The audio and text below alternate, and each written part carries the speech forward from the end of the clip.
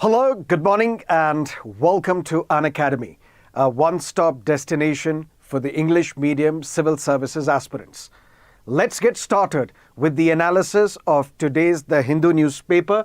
These are the topics that we shall be discussing today, covering international edition of today's The Hindu newspaper. Also, an important announcement. At 8 o'clock tonight, Chetan sir would go live on our YouTube channel and discuss the recent attack of Iran on Israel. Should you wish to know everything that happened between Iran and Israel, and how does it impact India, and how is it relevant for the civil services examination, please attend this session by Chetan sir at 8 o'clock tonight. But attend it live. Let's get started and look at topic number 1. It's the 40th anniversary of Operation Meghdoot, because of which Siachen is now under the control of India. Let's understand this newspaper article in slight detail. And here we will talk about line of control. Here we will talk about the Karachi Agreement. Here we shall talk about United Nations Military Observers Group in India and Pakistan. We will also talk about the Shimla Agreement. And we will also talk about something which is beyond the write-up, which is not mentioned in this article, how Siachen and also Sir Creek,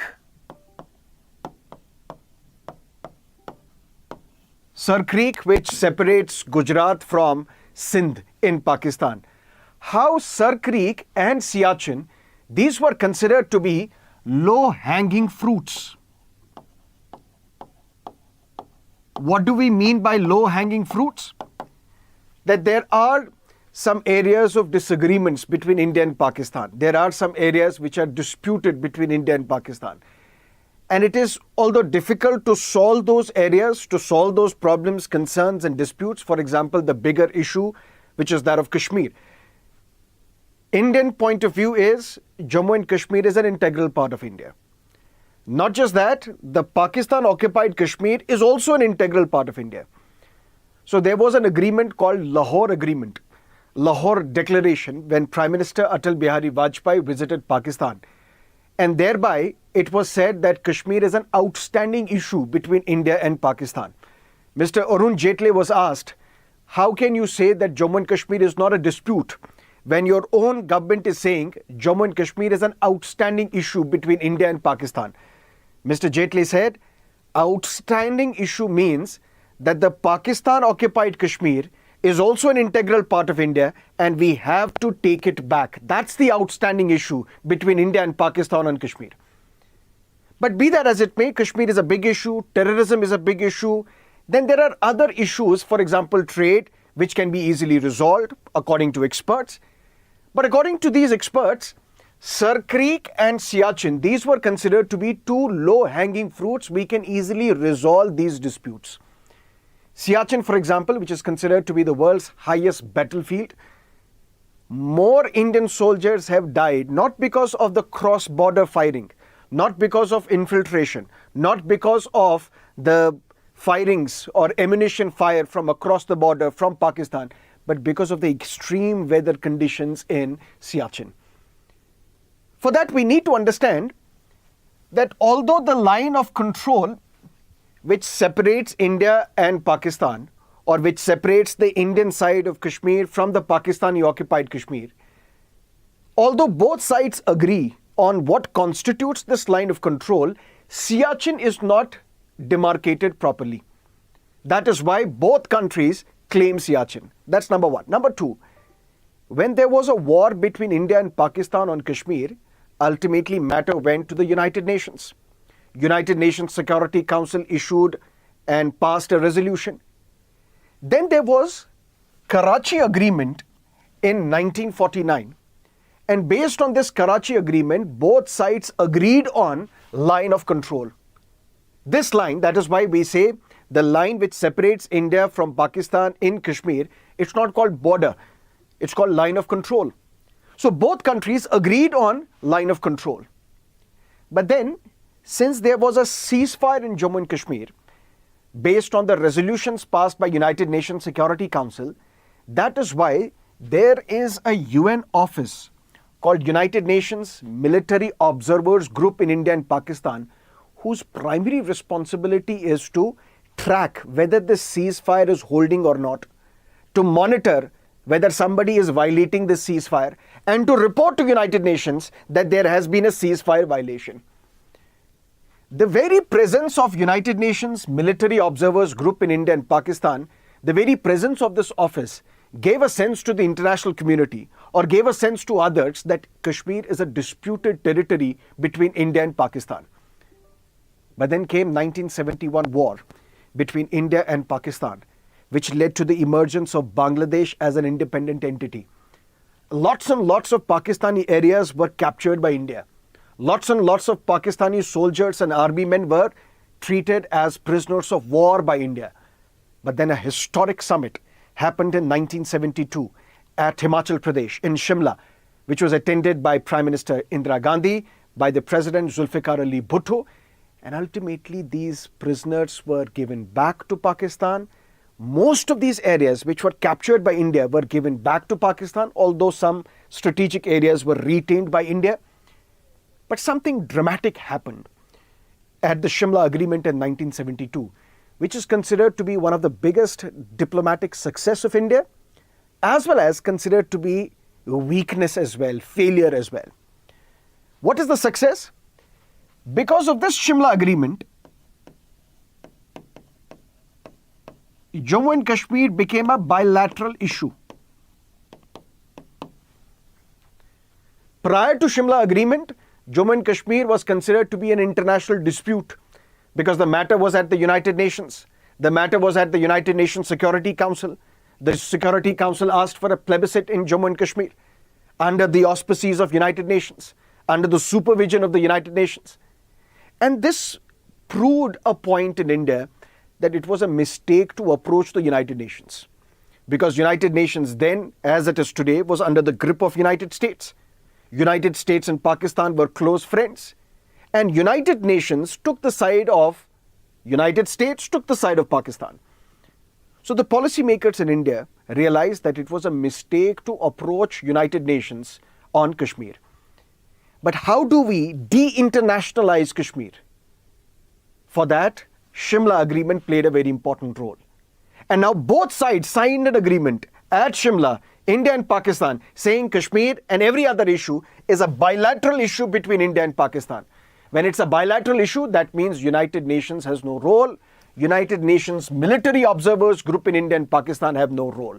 Although the office continues, but India now says it is irrelevant because of the Shimla Agreement. Although this happened, but many critics point out that since Pakistan was defeated in that war, it should have been important on part of the government, it should have been prudent on part of the government that you should have insisted on solving Kashmir. Insisted on solving Kashmir to such an extent that Pakistan should have given up her claim on Kashmir. That would have been the resolution of Kashmir dispute. But it didn't happen at that time, although there are different theories. Some say government did not want to further dehumanize Pakistan or further lower down the dignity of Pakistani army before the eyes of the public of Pakistan, because then they would not accept this agreement. That is why slowly and steadily we will resolve the issues. We have now de-internationalized issue from an international issue to a bilateral issue. That's a big success. But then at the same time, Pakistan in the 1970s and then 80s started allowing foreign tourists to carry out mountaineering in Siachen, in the Siachen area. This the government of India realized, that now Pakistan is somebody who cannot be trusted.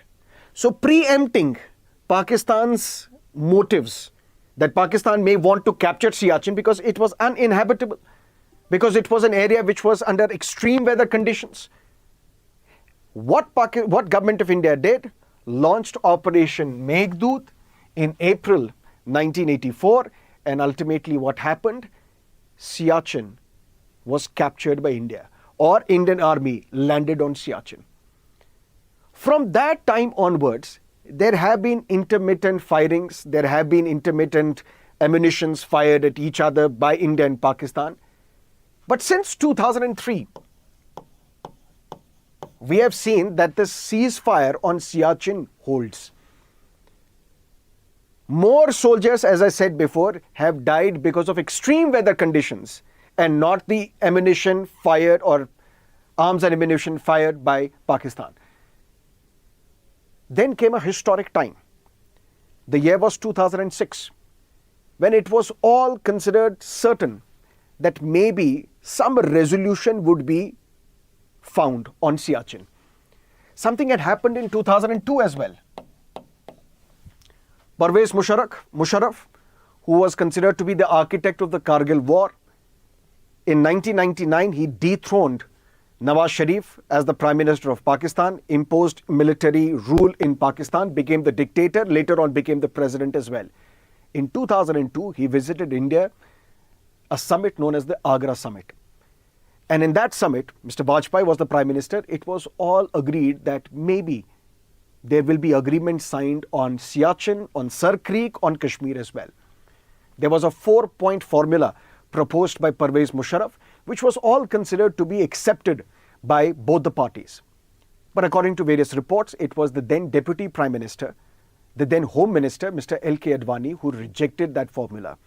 Otherwise, this deal would have been sorted. Maybe demilitarization of Siachen would have taken place. That means the Indian troops will come out of Siachen. Nobody will occupy the heights of Siachen. And then in 2006 also, it was considered to be a done deal that we will demilitarize Siachen. Prime Minister Dr. Manmohan Singh and his Pakistani counterpart, they were all set to resolve this dispute in a sense that we will demilitarize Siachen. But then the then Army Chief, General J.J. Singh, and the National Security Advisor, they said Pakistan should not be trusted. If we move out of Siachen, if we demilitarize Siachen, Pakistan will occupy it. So we cannot trust Pakistan. That is why this deal could not take place. So what was considered to be a low-hanging fruit in the past, after the events of 2006, it is no longer considered to be low-hanging fruit. Particularly after the incursions we saw along the line of actual control between India and China. Because a closer territory to Siachen, which was part of the Aksai Chin, was gifted to China by Pakistan. So because Pakistan on one side, China on the other side, this Siachen becomes a strategic place for India. And that is why this Operation Meghdoot, it is not over. It is still continuing. It is the longest continuing operation in the world because the operation was to occupy and retain Siachen, and this operation continues. And there have been technological advancements also. We have started using, for example, there was a time when cheetah helicopters were used. Now we have seen that Chinook helicopters manufactured by Boeing, there are also all-terrain vehicles, ATVs, which are used to drop supplies, essential services to the Siachen areas, to those officers, to those individuals and army men who patrol Siachen. So this is the 40th anniversary of Operation Meghdoot, because of which India took the control of Siachen, although there have been talks repeatedly on demilitarizing Siachen.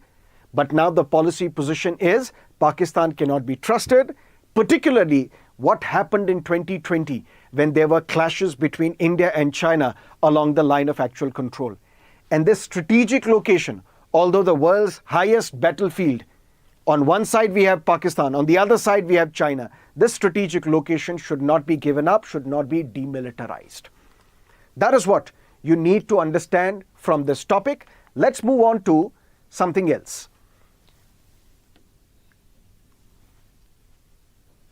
Media people, journalists who are covering elections, how do they vote through postal ballot. Kashmiri Pandits who had to migrate from Kashmir in the late 1980s because the terrorism erupted in Jammu and Kashmir. How do they vote? Through postal ballot. Servicemen, how do they vote? Postal ballot. A petition was filed in the Supreme Court, which now the Supreme Court has rejected. What was the petition? That there are displaced persons in Manipur. They should also be allowed to vote through postal ballot. Election Commission of India opposed this petition. Supreme Court rejected this petition. Why? Saying you are filing this petition just few days before the voting. And if we interfere right now, at this point, at this juncture, it is going to convolute the process of elections. That is why we are rejecting this petition. But we need to understand what is happening in Manipur and what happened in Manipur, what triggered the crisis in Manipur. Although we have discussed this once in the past, but maybe students have joined us recently who have no idea about what has happened in Manipur. Let me take 5 to 10 minutes explaining what happened in Manipur. If we look at Manipur, Manipur consists of valley and the hills of Manipur.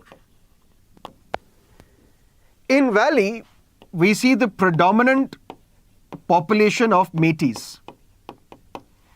And the hills are dominated by the tribes. For example, we have Kukis. For example, we have Nagas. Valley, predominant population resides in the valley. Why? Because the valley offers better standard of living, better opportunity, so on and so forth. If you look at Manipur Legislative Assembly, it has 60 seats. 40 is contributed by the valley, 20 is contributed by the hills. In fact, the Chief Minister, Mr. N. Biren Singh, is also a Meti representing the valley in Manipur Legislative Assembly. These tribes are predominantly Christians. Metis are predominantly Hindus. What we have seen clashes between Kukis and Metis in Manipur. Why? Meti is not a homogeneous group. There are some Metis who are part of OBCs. But there have been a long pending demand that Metis should be included in the ST group. They should be given ST status.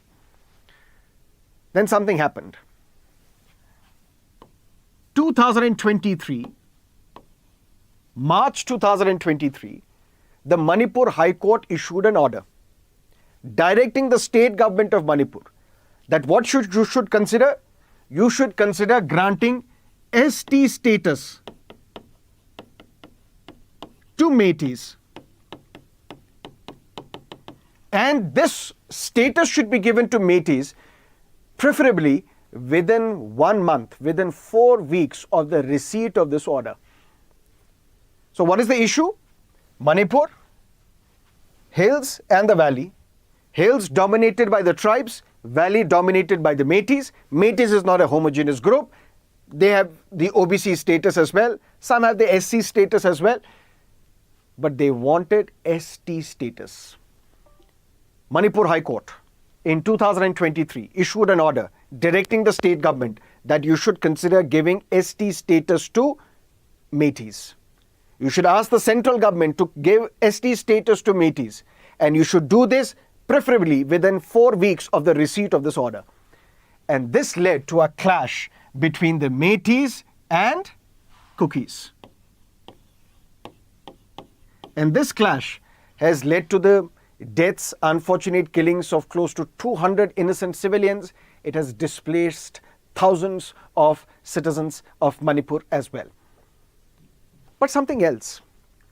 There are experts from Northeast who say that this Manipur High Court order, it was only a trigger.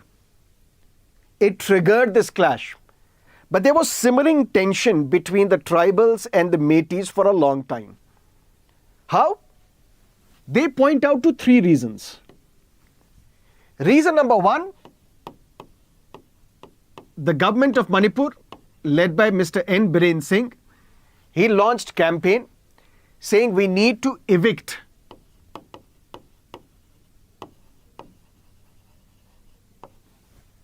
those who have illegally captured the land, the reserved forests, which is the government land. So we need to evict these people who are illegally capturing the reserved forest, the government land. Cookies thought that this government action is directed at us. We are being deprived of our land because we had the ancestral right over using this land. That was one measure. That was one reason what led to the tensions between the Cookies and the Métis. Second, ban on poppy cultivation.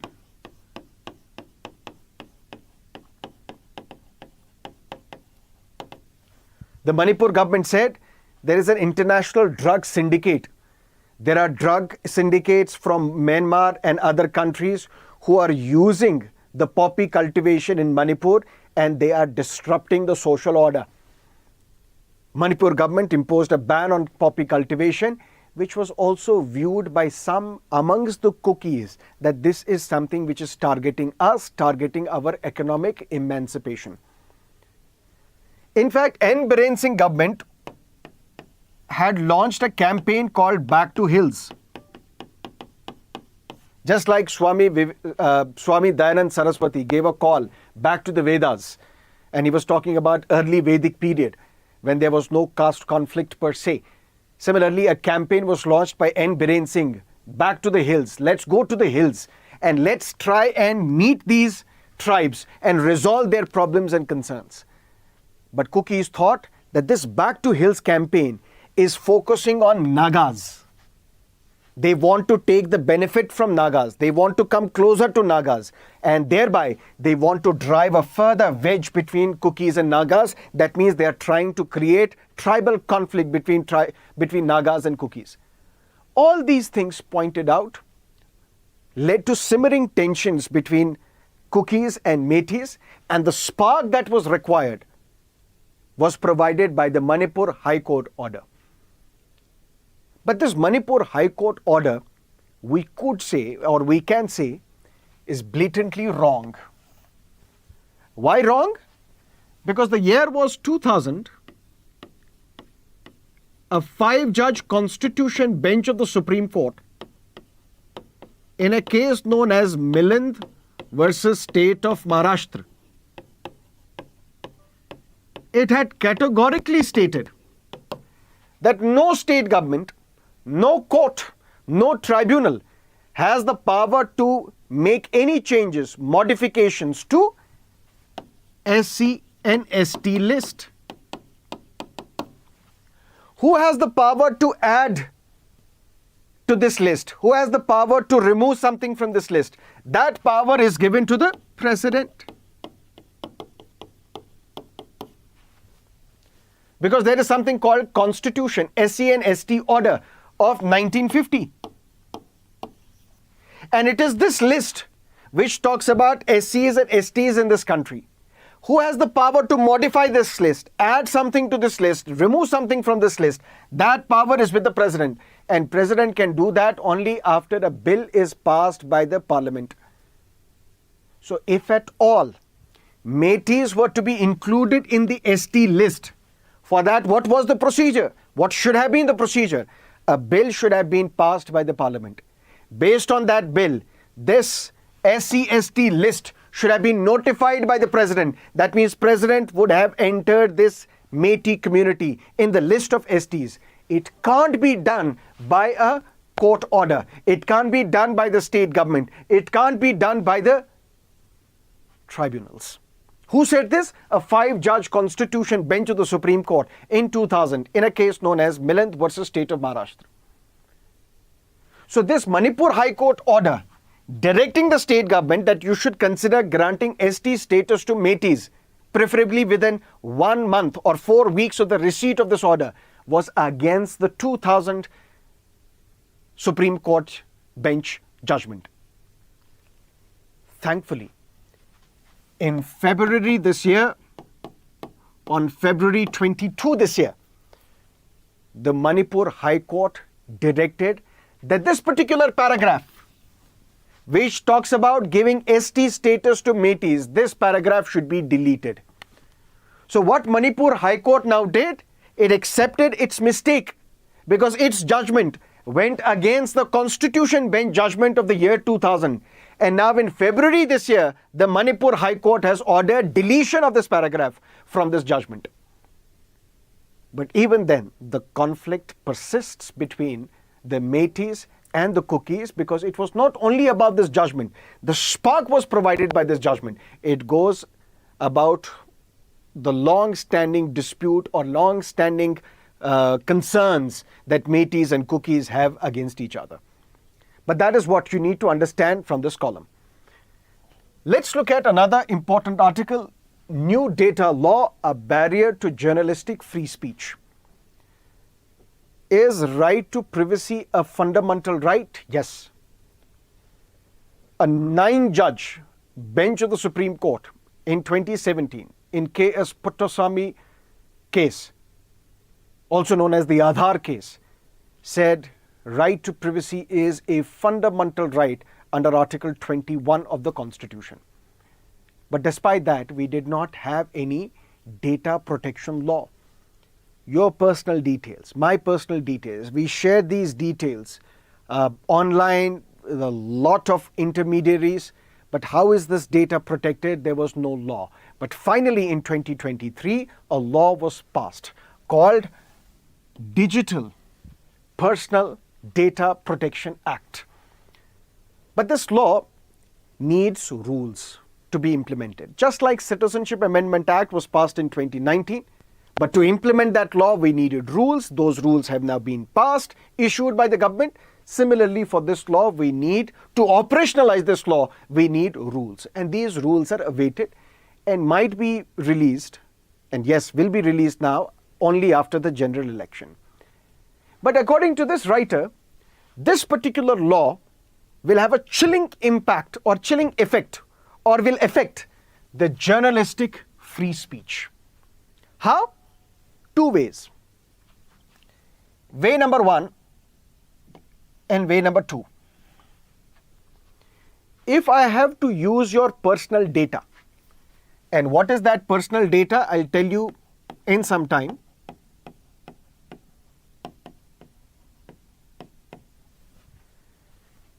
If I need to use your personal data, I need to first seek your consent. Can I use your personal data?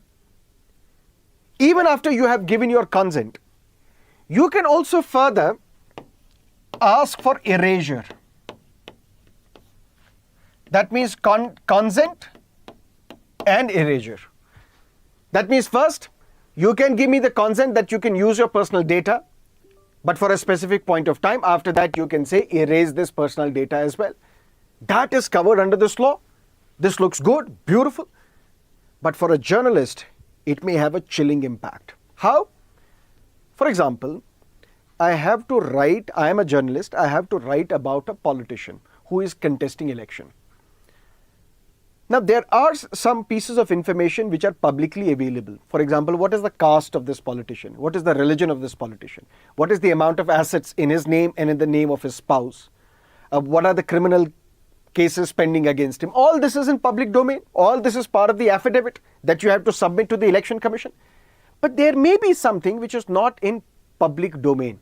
For example, how many meetings do you conduct on a daily basis? Who do you meet? Whether you travel in a charter plane or you travel in a normal plane. What are the investments made by your family members? All this is not part of the public domain. All this is your personal data.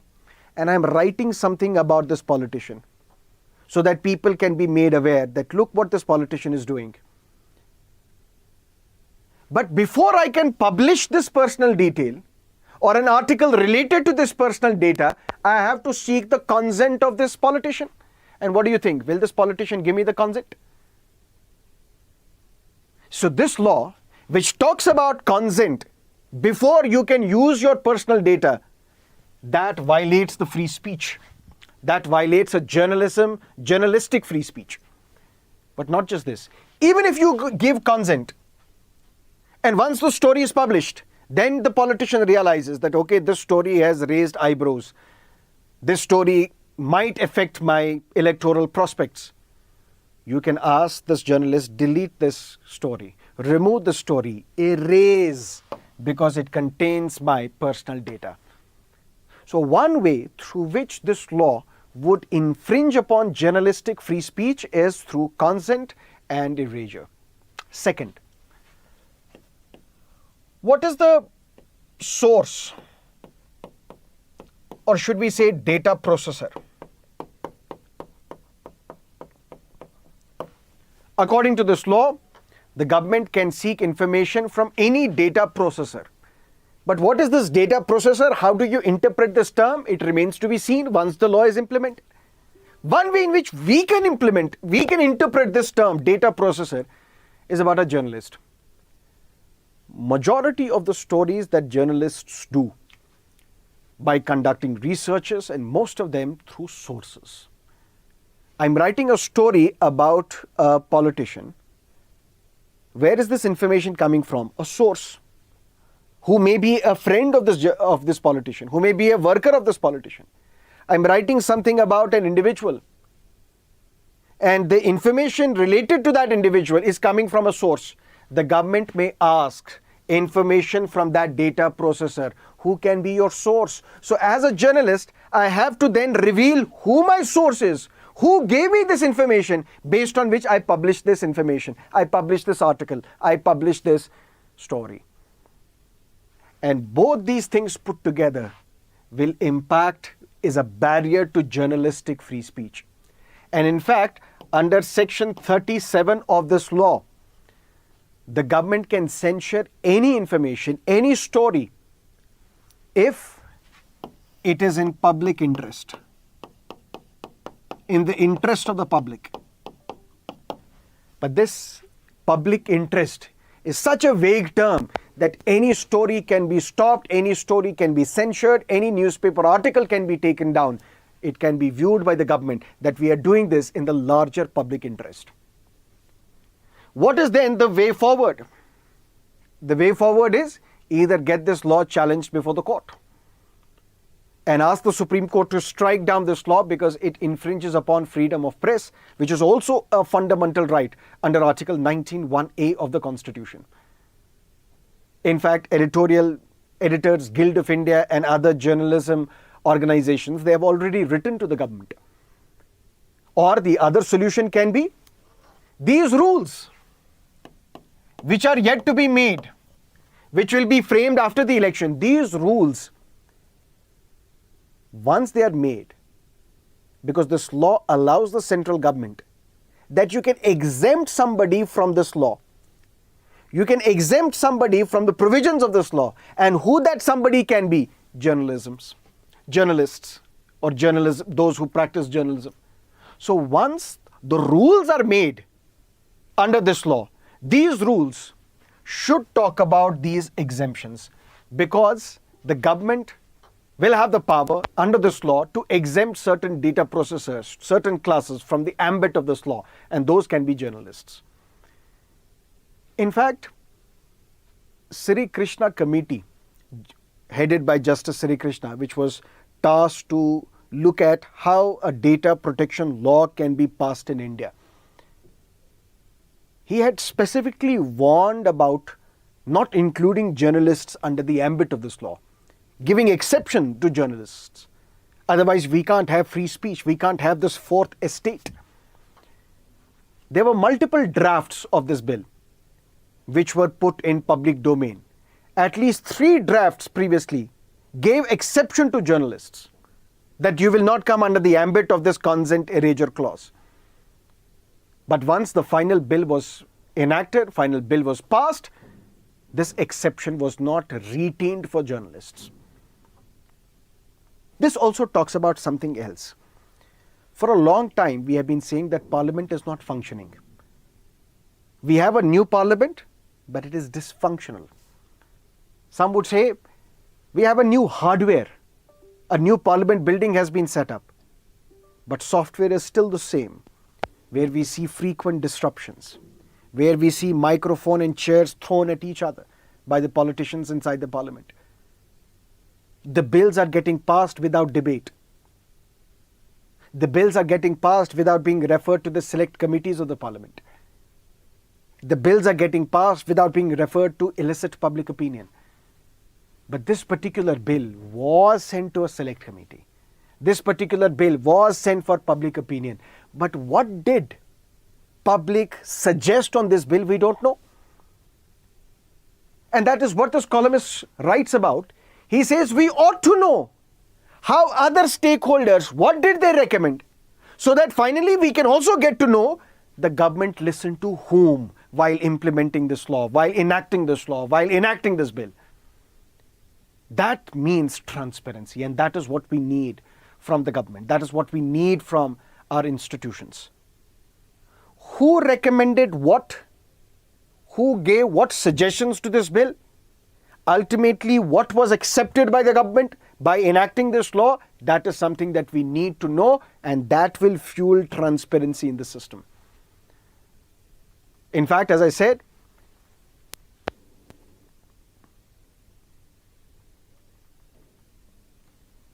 Justice Sri Krishna, who headed this group, this panel, to talk about, to have a data protection law in India, he was against exempting journalists from the ambit. He was in favor of exempting journalists from the ambit of consent and erasure. That is what you need to know from this topic, New Data Law, a barrier to journalistic free speech. Now there is another article. There is a review petition filed in the Supreme Court challenging the judgment of the Supreme Court in the electoral bond case. Here is the Prime Minister defending electoral bonds. Here is the opposition leader saying that electoral bond scheme was the world's biggest extortion scheme. And this is all related to electoral bonds. Just go through our YouTube channel, search electoral bonds. If you haven't watched that lecture yet, please do it now. Everything that you need to know, everything that you need to know for the exams is discussed and covered in that video lecture. So please watch that video lecture, then you don't have to read these articles. Is that clear? Let's look at something else. Focus on prelims. Indian officials will be allowed to meet detained crew soon, says Iran. Now we know Iran launched close to 300 missiles and drone attacks on Israel. Now we have to wait and watch whether Israel will retaliate or not. Israel might retaliate, otherwise the position of the Israeli Prime Minister would appear very weak in the minds of the Israeli citizens. But if he does attack, it is going to escalate the tensions further in the Middle East. And that is what our External Affairs Minister, while speaking to his counterparts both in Iran and Israel, has communicated to them, saying this region is very crucial for global economy. About 90 lakh Indian citizens are living in the Gulf. A large part of our shipping passes through this part, and our oil comes from this part. That is why, please, we insist, we urge you, we request you, do not escalate the situation any further. One ship with Israeli connection, known as MSC Ares, it was captured by Iran and then taken towards the Iranian territorial waters. 17 of the crew members were Indians. And now Iran says we will give access to India to these 17 arrested crew members very soon. But under what provision? Is it mandatory for Iran to give access to India? Yes. Why? Because we have Vienna Convention on Consular Relations of 1963. Article 36 of this convention, it talks about something important. What is it? If you are an Indian and you are arrested in Iran, for example, the Iranian government has to communicate to you without delay that, look, my dear, you are from India, we have arrested you, but you have the right. If you want, we can convey to Indian embassy or Indian consulate about your arrest. That is your right. And I have to communicate, Iran has to communicate this to you. And if you agree, then what happens? The Iranian government will have to consult, will have to contact the Indian embassy in Iran or Indian consulate in Iran, tell the reason why this person was arrested, the name of this person who was arrested, the place where this person was arrested. Something similar that happened in Kulbhushan Jadhav case, where Kulbhushan Jadhav, he was arrested by Pakistan, possibly from Iran, then taken to Pakistan, or some say he was arrested in Pakistan, whatever may be the place of arrest. But then he was sentenced to death in Pakistan by the Pakistani court because it was alleged that he was arrested for spying. He was a spy. But then India sought access, consular access to Kulbhushan Jadhav, saying it is our right under Vienna Convention on Consular Relations. Pakistan said, no, we will not give you the access. Why? Because this person is a spy. This Vienna Convention does not apply to spies. Although there is no such thing mentioned in this convention, that it does not explicitly state that this convention does not apply to spies or those who are part of espionage. But then the matter went to the International Court of Justice. India got access to, consular access to Kulbhushan Jadhav. But this topic, Indian officials will be allowed to meet detained crew soon. For this, you need to understand the Vienna Convention on Consular Relations, 1963. Is that clear?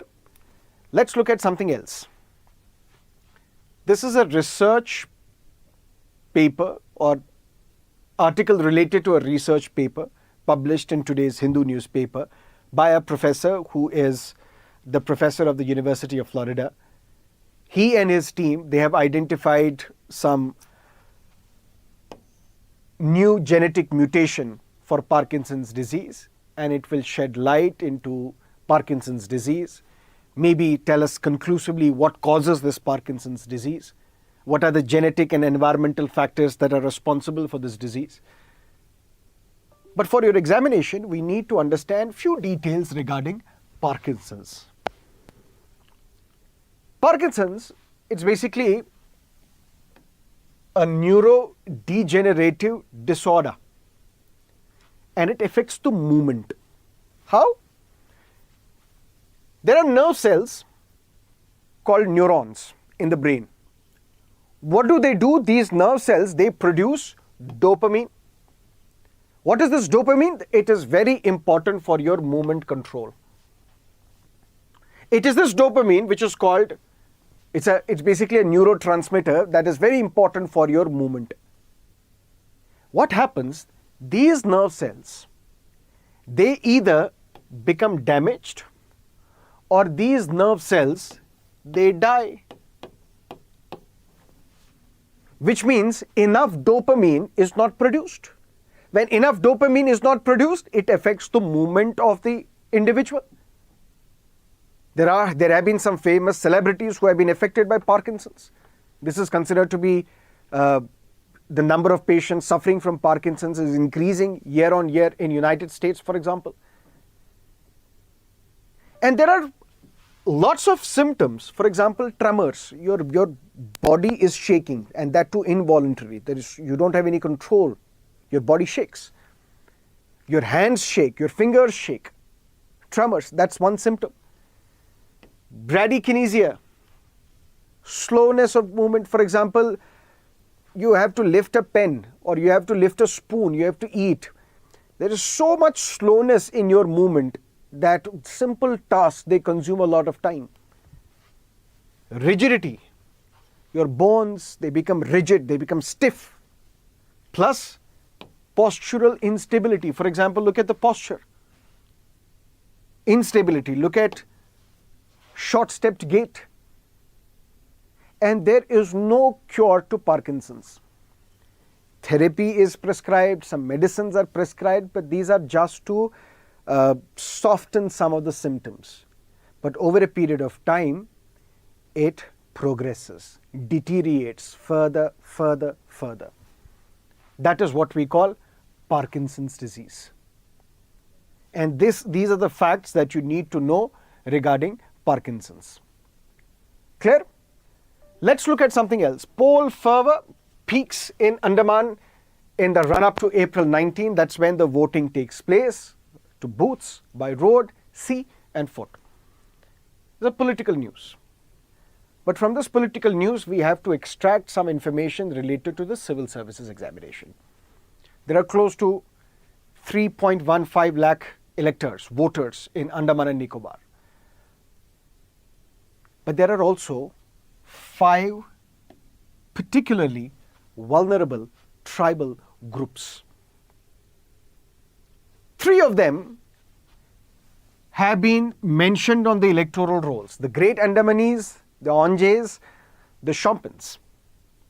But what about the other 2 particularly vulnerable tribal groups? If there are 5 tribal groups, PVTGs in Andaman, 3 are mentioned on the electoral rolls. Whether they will vote or not, that's separate matter. But 3 are mentioned on the electoral rolls. The other 2, they are not. Jarawas are not. And Sentinelese, who have no contact with the outside world. These Jarawas, Sentinelese, they have never voted. And they are also not part of the electoral rolls.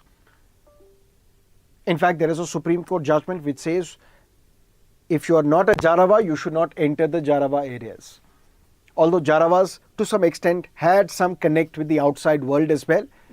But these are hardly 200 now in number. To take steps to protect these tribals, that is why there is a policy of non-interference. Outsiders cannot enter the areas of Jarawas. And Sentinelese, they have no contact with the outside world whatsoever. And they have never voted. In India, according to 2011 census, there are close to 10.45 crores tribals. 10.45 crore tribals are there in. Am I audible?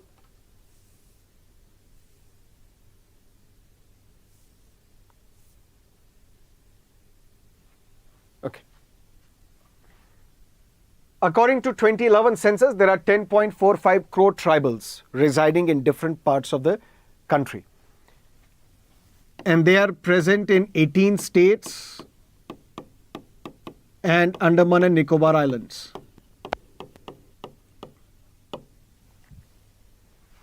75 communities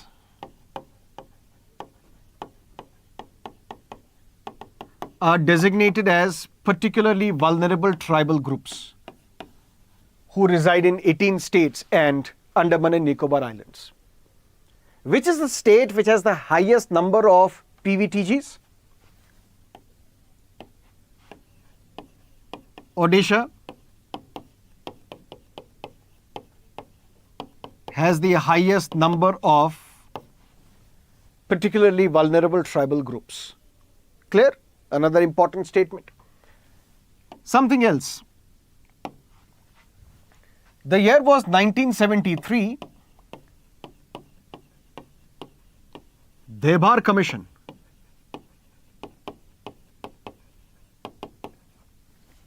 What it did, of all the tribals residing in India,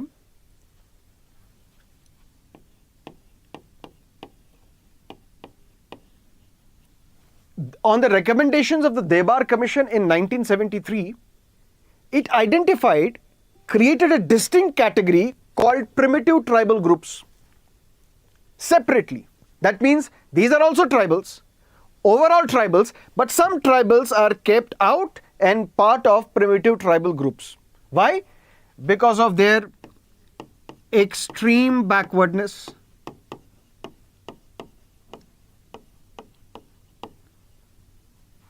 because of their low literacy,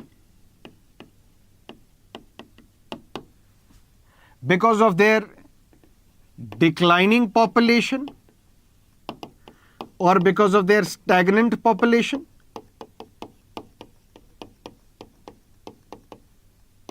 Because of their economic backwardness? Because of their age-old ways of economic activities? That means of all the tribals, some tribals are mentioned in a distinct category, group called primitive tribal groups. Why are they kept out separately? Because of all the tribals, they are more backward. They have low literacy as compared to other tribals. And at the same time, their population is either declining or it has stagnated. The year was 2006 that this PTG, Primitive Tribal Group, it was given another name, and that name is particularly vulnerable tribal groups. And there are 5 PVTGs in Andaman. Who are these? Great Andamanese, Onges, Shompens, Jarawas, and Sentinelese. And it is for these PVTGs. It is for these PVTGs that there is a scheme called PM Janman, Pradhan Mantri Janjati Adivasi Nyay Maha Abhiyan. That is the scheme which was launched by the Government of India, which is primarily to provide housing, roads, mobile connectivity to the areas which are under particularly vulnerable tribal groups. That is what you need to understand from this newspaper article. Clear? What share of global carbon dioxide emissions come from aviation? Carbon dioxide is not generally considered as a pollutant, which you would be aware, but it is a greenhouse gas along with other greenhouse gases. And which are these other greenhouse gases? For example, we have methane. For example, we have water vapor. What these greenhouse gases do, for example, carbon dioxide, methane, water vapor, they trap the heat, they have the power to retain the heat in the atmosphere. And this is what leads to greenhouse effect. And it is this greenhouse effect which is responsible for making life possible on planet, which is responsible for making life hospitable on the planet Earth. Otherwise, in absence of this greenhouse effect, the temperature would have been much, much cooler, and the life may not have been possible the way we see the life on planet Earth. It is this carbon dioxide which is present naturally in the atmosphere. And you would know that, these are basics, you would know that naturally in the form of volcanic eruptions, naturally in the form of decay of organic matter, naturally in the form of respiration.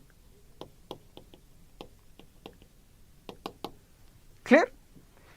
But if the concentration of carbon dioxide increases, which means more and more heat gets trapped, which means responsible for climate change, responsible for global warming. Flying is one of the most carbon intensive activities, yet it contributes just 2.5% of the world's carbon emissions. How? For that we need to understand something. There was a time when flying would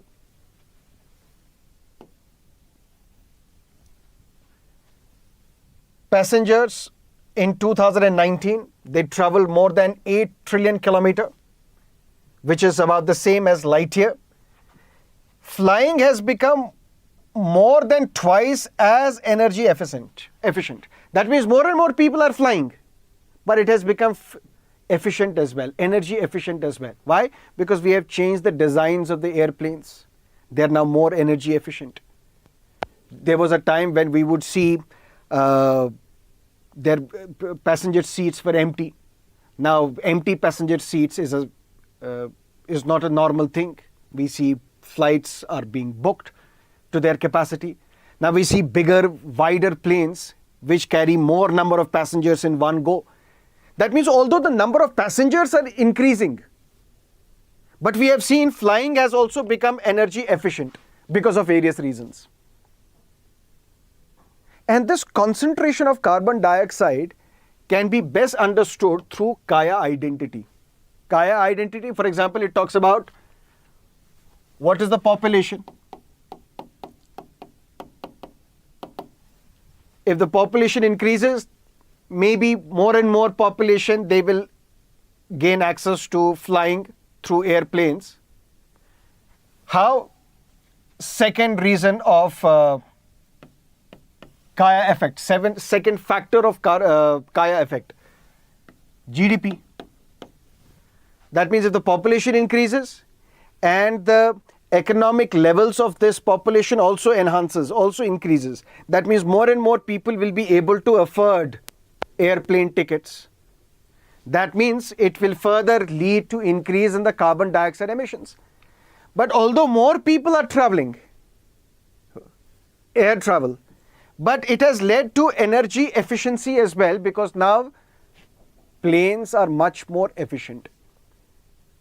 But what about carbon intensity? Carbon intensity has not changed at all. That means how much carbon dioxide is emitted per unit, it has not changed. We are using the same standard jet fuel as we were using in 1990s. We are using it today. Although there have been, for example, biofuels. There are other alternatives also, but we don't use them much. We still use the same old biofuels.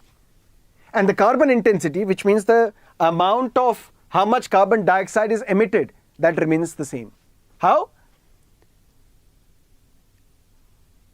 If you look at demand of air travel, flying has become more than twice as energy efficient. And this we have discussed here because of new planes, wider planes carrying more passengers. The empty seats on the passenger plane are now not the normal sight. So although it has become more efficient, but carbon emitted per unit of energy has not changed. It is same as what it was previously. Then how can we say that aviation accounts for 2.5% of the global carbon dioxide emissions, but it has contributed around 4% to global warming? Because there are factors other than carbon dioxide, something which is not mentioned in this article, but other factors. For example, the release of nitrogen oxides. Airplanes travel at higher altitudes. When they travel at higher altitudes, they release the water vapors as well. These water vapors will form the cirrus clouds. These cirrus clouds will trap more heat, which will lead to global warming. So carbon dioxide alone, although aviation accounts for 2.5% of the global carbon dioxide emissions, but it alone is not the contributing factor for global warming, because there are emissions other than carbon dioxide which are also responsible for increasing the heat which is captured and trapped, leading to greenhouse effect, leading to global warming, leading to climate change.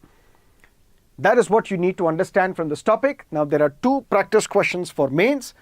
Question number 1, how did the Shimla Agreement alter the relationship between India and Pakistan? Question number 2, while aviation's share of global carbon dioxide emissions is relatively small compared to other sectors, its contribution to global warming is significant when considering the broader range of emissions and their atmospheric effects. Discuss. Write answers to both these questions and submit to us. You can also write in the comment section, and other students, your fellow students and competitors can evaluate each other before UPSC evaluates you. That is it from our newspaper analysis for today. Thank you so much for staying with us. And if you have understood the concepts, the topics that we have discussed today, do not forget to press the like button, drop in your comments and subscribe to our channel if you haven't yet. See you again next time. Till then, have a great time. Bye-bye. All the best. Take care.